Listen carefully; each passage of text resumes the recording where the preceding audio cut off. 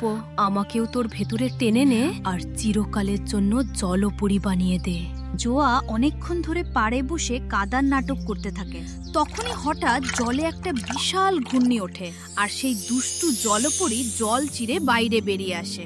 জোয়াকে কাঁদতে দেখে সে ছলনাময় গলায় জিজ্ঞেস করে, আরে কি হয়েছে তোমার? তুমি এত সুন্দরী হয়েও এখানে পাড়ে বসে এত মন খারাপ করে কাঁদছো কেন? তোমার কি আমার সাহায্যের দরকার? আমাকে একটু বলো তো, তোমার এই দুঃখের কারণটা কি? আমার ছোট বোন আয়াত বাড়ি থেকে হারিয়ে গেছে। এতগুলো দিন পার হয়ে গেল, ও আর ফিরে আসেনি। আমার পুরো বিশ্বাস যে ও আর এই দুনিয়ায় নেই। আর ও যখন নেই, তখন আমি আর বেঁচে থেকে কি করব? আমার তো আর কেউ নেই। আমি শুধু এই নদীতে ডুবে নিজের প্রাণ দিয়ে দিতে চাই। আচ্ছা, তো এই ব্যাপার। তুমি এত সহজে নিজের প্রাণ হারিও না। তোমার এই দুঃখের গল্প শুনে সত্যি আমার মন গলে গেছে।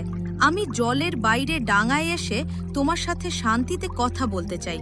তুমি কি তোমার হাতটা বাড়িয়ে দিবে আমাকে বাইরে বের হতে সাহায্য করার জন্য?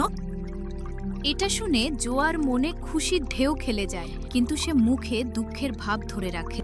মনে হচ্ছে এটাই সেই দুষ্টু জলপরি যে আমার বোনের মতো আমাকেও নিজের জালে ফাঁসাতে চায়। বাবাজি যেমন বলেছিলেন, এটাই আমার প্রথম আর শেষ সুযোগ ওর ওপর ওই জাদুকরি জল ছেটানোর। আমাকে খুব সাবধানে কাজটা করতে হবে।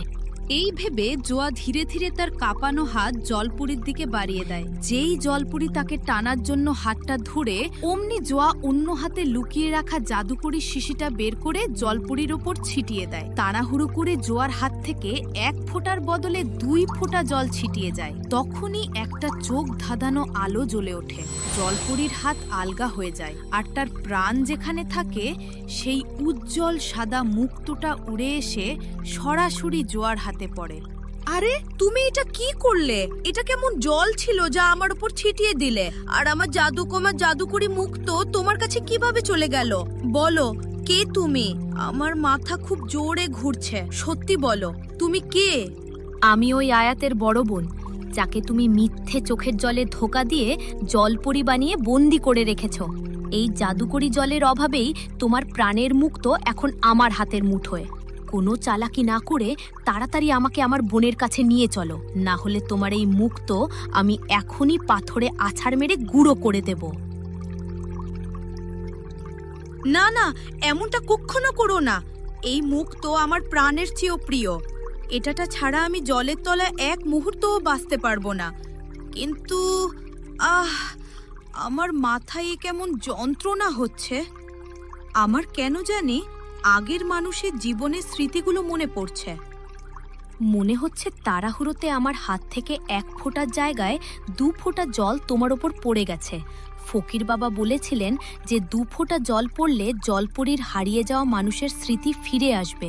কিছুক্ষণ অপেক্ষা করো, হতে পারে তুমিও আমার বোনের মতো এই অভিশপ্ত নদীর ছলনায় ফেসে গিয়েছিলে আর কখনো ফিরে আসতে পারোনি। কয়েক মুহূর্তের মধ্যেই জলপুরীর চেহারার ভাব বদলে যায়। নিষ্ঠুরতার বদলে তার চোখে জল চলে আসে, আর সে জোয়ার সামনে হাত জোড় করে। আমার সব কিছু মনে পড়ে গেছে। আমার নাম মরিয়ম। আমিও অনেক বছর আগে তোমাদেরই গ্রামে থাকতাম। একদিন খেলতে খেলতে আমি এই নদীতে চলে এসেছিলাম, আর ওই দুষ্টু জলরানী ছলনা করে আমাকে ফাঁসিয়ে জলপরি বানিয়ে দেয়। আমার মা বাবা কেউ ছিল না, আমি অনাথ ছিলাম। তাই 3 দিন ধরে কেউ আমাকে খুঁজতে আসেনি।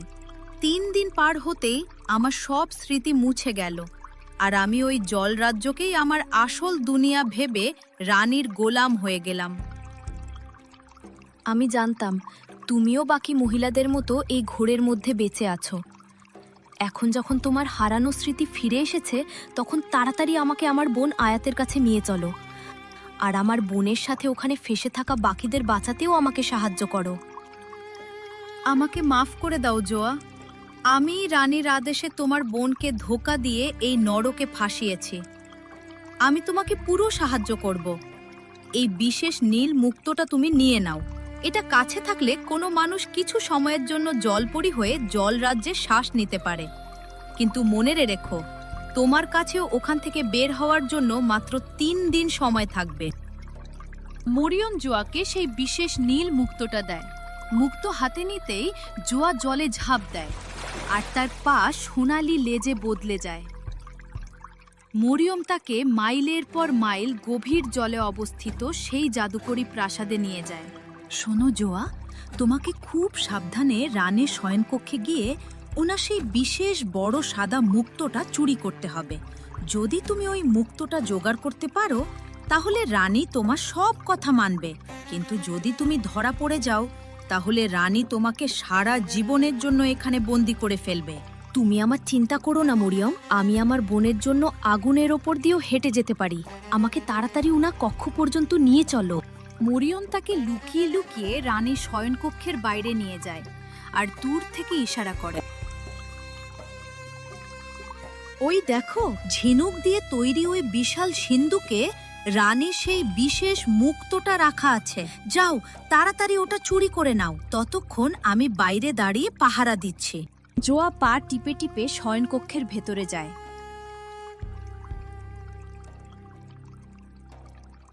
সে কোনো শব্দ না করে সিন্দুকটা খোলে আর সেখান থেকে ঝকঝকে বড় সাদা মুক্তোটা তুলে নেয়।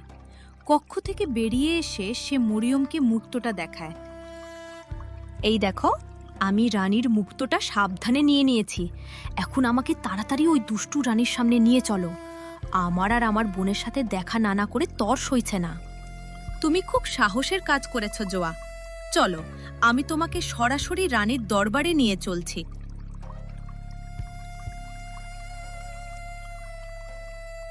মরিয়ম জোয়াকে নিয়ে জলরানীর দরবারে পৌঁছায়।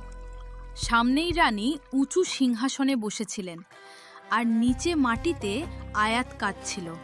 নিজের বোনকে দেখেই জোয়ার রক্ত গরম হয়ে যায়। তাহলে তুমিই হলে এই অভিশপ্ত নদী মিষ্ঠুর রানী? এখন তোমার এইসব ছলনা আর মায়ার খেলা শেষ হয়ে আসছে। এই দেখো আমার হাতে কি আছে। আমার কাছে তোমার প্রাণ, তোমার এই সাদা মুক্তো আছে। এখন তোমাকে কোনো চালাকি না করে আমার বোন আয়াতের সাথে সাথে এখানে বন্দি সব মানুষদের ছেড়ে দিতে হবে, না হলে আমি এখনই এই মুক্তো আছাড় মেরে টুকরো টুকরো করে দেব। তারপর না তো তুমি বেঁচে থাকবে আর না তোমার এই ধোঁকাবাজ রাজ্য। না, এমনটা কখনো করো না। আমার প্রাণ নিও না। তুমি যা বলবে আমি তাই করব, কিন্তু আমার মুক্তোর গায়ে একটা আঁচড়ও লাগতে দিও না। ওটা নষ্ট হয়ে গেলে আমিও ছাই হয়ে যাব। আমি এখনই তোমার বোনকে আজাদ করছি। নিয়ে যাও তোমার বোনকে এখান থেকে। আপি, আমার প্রিয় আপি, আমি জানতাম তুমি আমাকে খুঁজতে খুঁজতে পাতাল পর্যন্ত চলে আসবে। আমি এতদিন ধরে তোমারই অপেক্ষা করছিলাম। খোদার শুকরিয়া, তুমি আমাকে বাঁচাতে চলে এলে। হ্যাঁ আমার বাচ্চা, আমি তোকে ছাড়া এক মুহূর্তও বাঁচতে পারি না। আর রানী সাহেবা, কথা শুধু আমার বোনের নয়, আমি আমার বোনের সাথে সাথে এখানে জলপরী হয়ে থাকা সব মানুষদের নিয়ে যেতে এসেছি। তাড়াতাড়ি এদের মুক্ত করো আর আমার কাছেই ওয়াদা করো যে আজকের পর তুমি কখনো কোনো মানুষের সাথে ছলনা করবে না আর কাউকে জলপরী বানিয়ে বন্দি করবে না। না হলে তুমি যদি এমনটা করো, আমি যে কোনো সময় এসে এই জাদুকরি জল দিয়ে তোমার প্রাণ কেড়ে নেব। যেমনটা তুমি বললে আমি রাজি, কিন্তু আমাকে আর আমার মুক্তোকে ছেড়ে দাও। আমি তোমার কাছে পাকা ওয়াদা করছি, আজকের পর আমি আর কোনো মানুষকে বন্দি করব না। আয়াত, মরিয়ম আর বাকি সবাই, আমাকে মাফ করে দাও। আমি তোমাদের মতো ভালো মানুষদের নিজের বন্দি করে রেখে খুব বড় ভুল করে ফেলেছি। এখন আপনারা সবাই আজাদ। আপনারা এই যে জলরাজ্য থেকে ফিরে যেতে পারেন। রানী হার মানতেই জোয়া সেই জাদুকরের শিশির বাকি জলটুকু সব জলপরীর ওপর ছিটিয়ে দেয়। জল পড়তেই একটা আলো জ্বলে ওঠে আর সব জলপরীর লেজ গায়েব হয়ে যায়। তারা আবার নিজেদের মানুষের রূপ ফিরে পায়। জোয়ার সাহসে সব মেয়েরা জল চিরে নদীর পাড়ে ফিরে আসে। খোলা বাতাসে শ্বাস নিতেই সবার মুখে এক নতুন জীবনের আলো ফুটে ওঠে। জোয়া, তোমাকে অনেক অনেক ধন্যবাদ। আজ যদি তুমি নিজের প্রাণের ঝুঁকি নিয়ে এই সাহস না দেখাতে, তাহলে আমি কখনো জানতেই পারতাম না যে আমিও এই দুষ্টু রানের শিকার হয়েছিলাম। তুমি আমার হারিয়ে যাওয়া জীবন ফিরিয়ে দিয়ে আমার উপর অনেক বড় উপকার করেছ। আর শুধু আমিই নই, তুমি রুবিনা, রুকসার আর ইয়াসমিনকেও এক নতুন জীবন দিলে। হ্যাঁ আপি, তুমি দুনিয়ার সব থেকে ভালো আর সাহসী আপি। আমার মনের ভেতর পুরো বিশ্বাস ছিল যে তুমি আমাকে বাঁচাতে নিশ্চয়ই আসবে, আর তোমার কারণেই আজ এই সব মহিলারাও নিজের পরিবার ফিরে পেল। হ্যাঁ, আয়াত একদম ঠিক বলছে। জোয়া, আমরা তোমাকে মন থেকে ধন্যবাদ জানাচ্ছি। যদি তুমি দেবদূত হয়ে না আসতে, তাহলে আমাদের পুরো জীবন এই জলের তলায় জলপরি হয়ে দম বন্ধ হয়ে কাটত। আমরা কখনো ফিরে নিজেদের বাড়ির সূর্যও দেখতে পেতাম না। খোদা তোমার আর তোমার বোনের সব সময় ভালো করুক। তোমার কারণে এখন আমরা আমাদের ছেলে মেয়ে আর পরিবারের সাথে দেখা করতে পারবো। আরে না না, এতে ধন্যবাদের কোনো কথা নেই। নিজের বোন আর গ্রামবাসীদের রক্ষা করা তো আমার কর্তব্য ছিল। এখন আপনারা এই অভিশপ্ত নদীর কবল থেকে চিরকালের জন্য মুক্ত হয়ে গেছেন, আর এখন থেকে কোনো মানুষ ওই রানীর শিকার হবে না। আপনাদের সাথে এই পুরো গ্রাম এখন সুরক্ষিত। এখন আপনারা তাড়াতাড়ি নিজেদের বাড়িতে যান। অনেক বছর ধরে আপনাদের বাড়ির লোক দরজায় আপনাদের জন্য পথ চেয়ে বসে আছে। এটা শুনে তিনজন মহিলাই কাঁদতে কাঁদতে আর জোয়াকে দোয়া দিতে দিতে নিজেদের বাড়ির দিকে দৌড়ে চলে যায়। পারে শুধু জোয়া, আয়াত আর মরিয়ম থেকে যায়। আয়াত, আমাকে মাফ করে দাও। আমি জলরানীর কালো জাদুর বশবর্তী হয়ে তোমার সাথে এত বড় ধোঁকা দিয়েছি। যদি পারো তবে তোমার এই অভাগী বোনকে মাফ করে দিও। আমি জ্ঞানত তোমাকে জলের তলে টেনে নিইনি। আরে কোনো ব্যাপার না মরিয়ম, আমি এখন সব জানি। তুমিও ওই রানীর জাদুকরি বশে লাচার ছিলে, তাই দুঃখ পাওয়ার বা কাঁদার কোনো দরকার নেই। আমি তোমাকে আগেই মাফ করে দিয়েছি। আচ্ছা, এখন এটা বলো যে তুমি এখান থেকে নিজের বাড়ি যাবে? আমার তো কোনো পরিবারই নেই আয়াত। আমি তো ছোটবেলা থেকেই অনাথ। আমি আর কোথায় যাব? আমার তো এখন এই দুনিয়ায় কোনো ঘরও নেই।